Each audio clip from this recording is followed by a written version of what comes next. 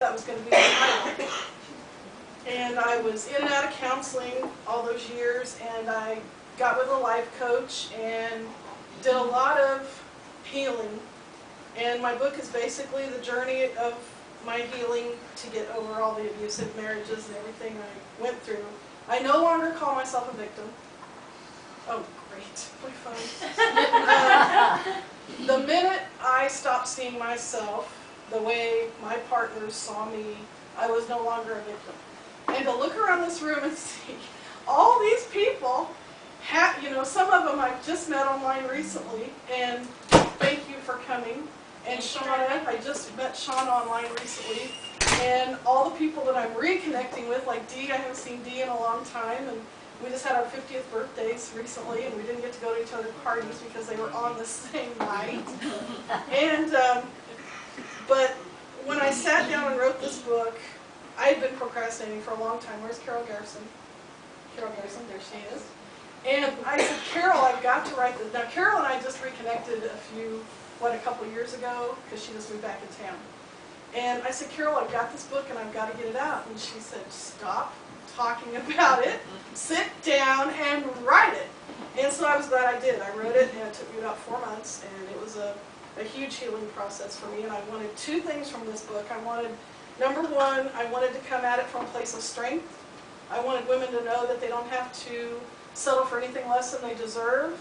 And I hope this book will go on for many years and help a lot of other women realize that after you've been abused, life doesn't end. You can go on, you can heal.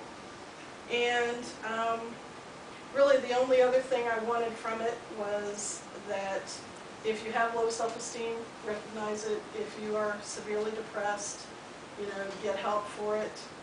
And I guess I don't really know why I sat down and wrote the book other than I healed from it.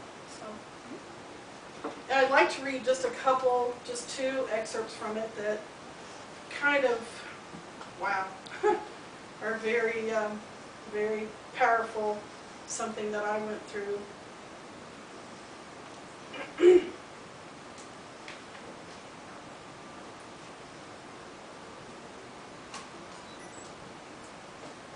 Just to give you a brief rundown, I was married to my second husband.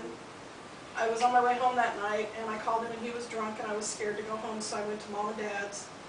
And I called him that night and said, I'm going to stay here at Mom and Dad's. He said, get home now. And I said, I think I'll just stay here. And he said, if you don't come home, I'll burn everything you own. And I said, you wouldn't do that. You love me. And he said, try me.